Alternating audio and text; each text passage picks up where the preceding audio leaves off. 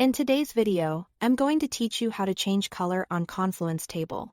If you are looking to make your tables easier to read, highlight key information, or add a bit of visual structure to your pages, changing the cell background color is a quick and effective way to do it.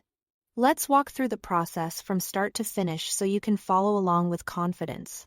Start from your Confluence dashboard and open the specific page that contains the table you want to edit.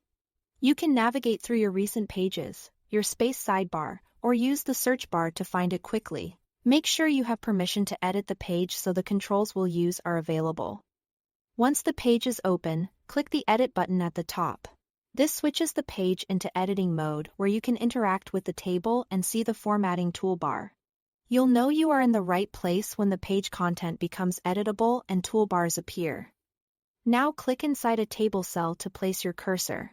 If you want to format more than one cell, you can click and drag across multiple cells to highlight them. You can also drag down a column or across a row to select a larger area. If your selection isn't quite right, just click again to reset and drag a new selection.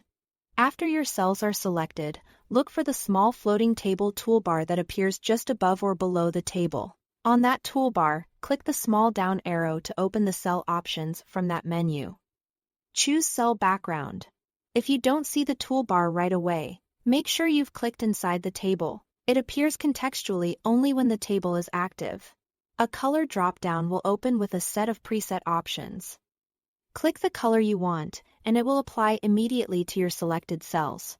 If you change your mind, simply open the same menu again and pick a different color. Or choose the default option to remove the background. For the best readability, aim for strong contrast between the text and the background color. If your table contains important numeric data or headers, consider using a subtle shade for large areas and a bolder shade for key cells, so the content remains clear and accessible. That's all there is to it. Thanks for watching.